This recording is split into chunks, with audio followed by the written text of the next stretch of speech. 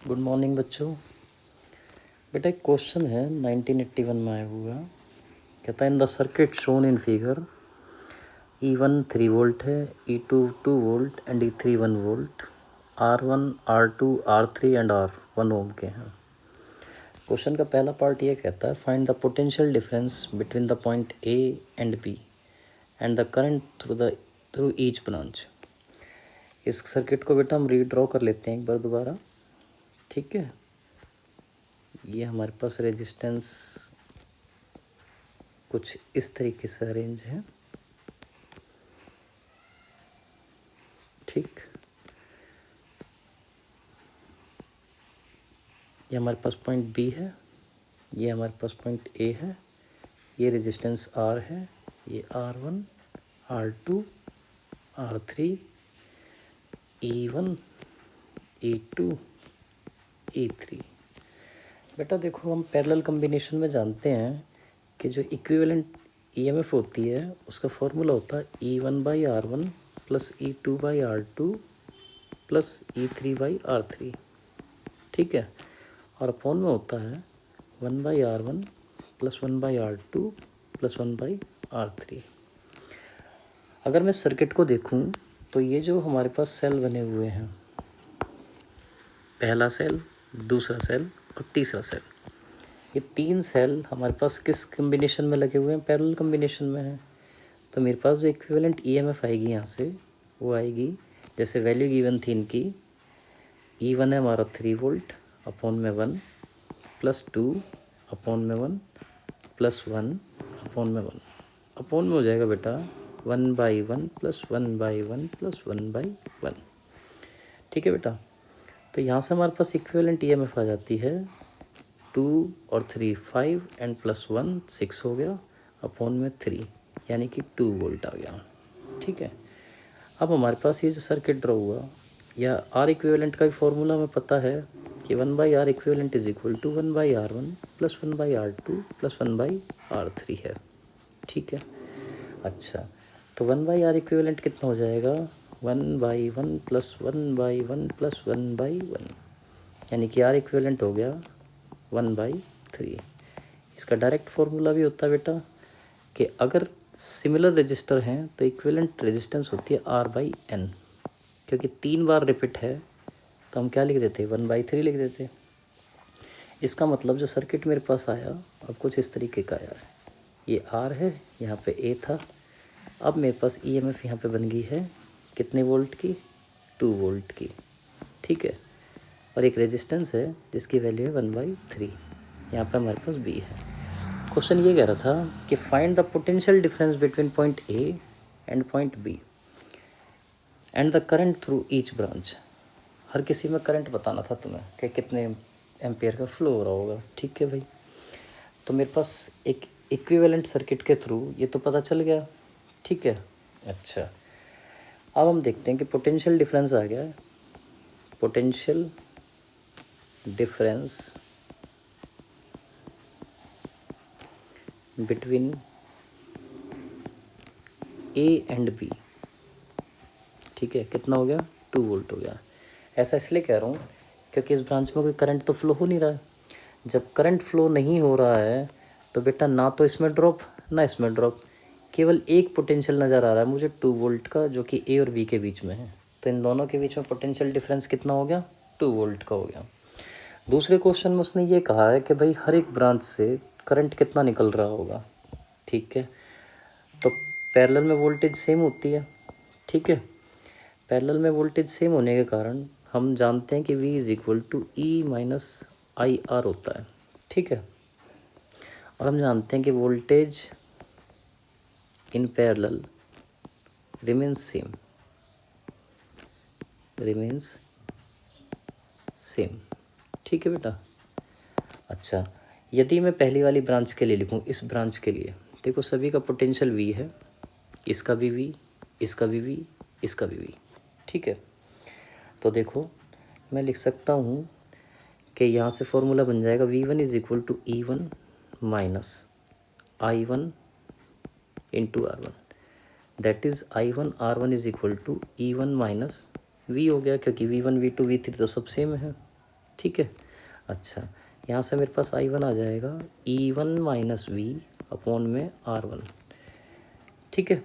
तो I1 की जो वैल्यू आई बेटा, E1 की वैल्यू थी 3, V निकला मेरा 2, R1 है 1, यानी कि 1 एम्पियर का करंट फ्लो हो रहा है। सिमिलरली, ठीक है, हम I2 लिख सकते हैं E2 माइनस वी अपॉन में R2, यानी कि E2 था हमारे पास 2 वोल्ट का, ठीक है। वोल्टेज थी हमारी पोटेंशियल 2 वोल्ट और R1 है हमारा 1, R2 है हमारा 1, तो 0 एम्पियर का करंट है। इसी तरीके से I3 आ जाएगा हमारे पास E3 माइनस वी अपॉन में R3, ये हमारा था 1 माइनस 2 अपॉन में 1, यानी कि माइनस का 1 एम्पियर का करंट फ्लो हो रहा है। यहाँ तक बेटा पहला पार्ट हो गया हमारा कंप्लीट। अब उसने क्या कहा, कहता है इफ़ R2 इज़ शॉर्टेड, यानी कि R2 को अगर मैं शॉर्ट्स कर दूँ and point A is connected two point B, find the current through E1 E2 and E3 and register R। कहता है सेकेंड पार्ट में कि भाई जो मेरे पास सर्किट है, ये रहा R, ये रहा मेरे पास R1, ये रहा E1, ठीक है। ये हमने शॉर्ट कर दिया है तो सिर्फ बैटरी रहेगी E2, फिर दूसरा रजिस्टर है यहाँ तीसरा, और यहाँ E3 है, ठीक है बच्चों। अच्छा, A और B के बीच में ये हमारा E3 था, ये हमारा R3 था। R2 को बेटा मैंने शॉर्ट कर दिया है। अब ध्यान से देखो, यदि मैं देखूं तो एक लूप हमारे पास करंट मान लिया मैंने, फॉर एग्जांपल मैं ये लेके चलता हूँ कि भाई यहाँ से करंट निकल रहा है वो I1 निकल रहा है, यहाँ से जो करंट निकल रहा है वो I2 निकल रहा है, और यहाँ से जो करंट निकल रहा है वो I3 निकल रहा है। इसका मतलब दोनों का सम जो होगा तीनों का, I1 plus I2 plus I3, वो तीनों मिलके ए से गुजर रहेंगे। क्यों? क्योंकि मैंने सर्किट को क्लोज़ कर दिया। अब सवाल ये उठ सकता है कि भाई यहाँ तो सर आपने करंट बताया नहीं था, यहाँ तो ये कहा था कि 2 वोल्ट की पोटेंशियल है। बेटा जब ये ओपन सर्किट थे, ना ए किसी से कनेक्ट है ना बी, तो कोई करंट फ्लो नहीं हो रही, सिर्फ पोटेंशियल नज़र आ रहा है मुझे। जब करंट फ्लो नहीं हो रही तो इनके बीच में ड्रॉप भी नहीं है, ना इस रजिस्टर में ड्रॉप है ना इस रजिस्टर में ड्रॉप है, ठीक है। तो मेरे पास पोटेंशियल डिफरेंस कितना आ गया था, केवल 2 वोल्ट।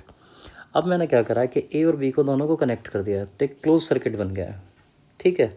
अब क्लोज सर्किट में मैं एक एक लूप लेता हूँ, जैसे मैं बी से लेके ए तक जाऊँगा थ्रू अपर पाथ, यानी कि फ्रॉम लूप 1, पहली लूप से चलते हैं हम, ठीक है। क्या करेंगे, मेरे पास करंट है, रजिस्टर है 1, करंट क्या है यहाँ पे, I1 plus I2 plus I3, ठीक है बेटा।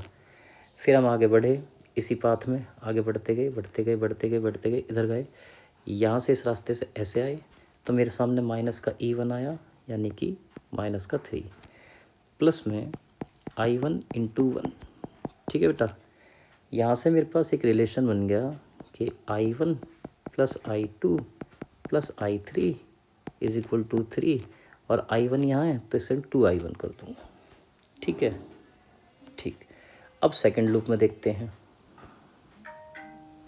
सेकंड लूप में हम यहीं से चलना स्टार्ट करेंगे, और अब हम इस रास्ते से जाएंगे, इस रास्ते से गुजरेंगे, ठीक है। तो बेटा क्या था, R की वैल्यू 1 थी, I1 plus I2 plus I3, फिर आगे बढ़े हम, माइनस का E2 आया मेरे सामने, यानी कि माइनस का 2 बराबर 0। आगे तो कोई रजिस्टर है नहीं, तो यहाँ से मेरे पास I1 plus I2 plus I3 की जो वैल्यू आ गई बेटा, वो आ गई 2 एम्पियर, ठीक है। अगर ध्यान से देखो, मैं इस वैल्यू को यहाँ पुट करूँ तो यहाँ I1 रह जाएगा 3, I1 plus I2 plus I3 उधर चला जाएगा तो माइनस में 2 लिख देता हूँ। I1 की वैल्यू आ गई बेटा 1 एम्पियर, ठीक है। चलो जी आगे बढ़ते हैं। इसके बाद मैं अब चलूँगा तीसरे लूप में, थर्ड लूप से, ठीक है। अब ये जो थर्ड लूप है मैं यहीं से चलना स्टार्ट करूँगा और इस वाले रास्ते से गुजरूँगा अब, ठीक है। तो क्या था, 1 into I1 plus I2 plus I3, ठीक है। फिर आगे गए, यहाँ से गुजरते हुए बी पर पहुँचे, फिर हम नीचे की तरफ आए, माइनस E3 यानी कि 1, प्लस में I3 इंटू 1, बराबर 0।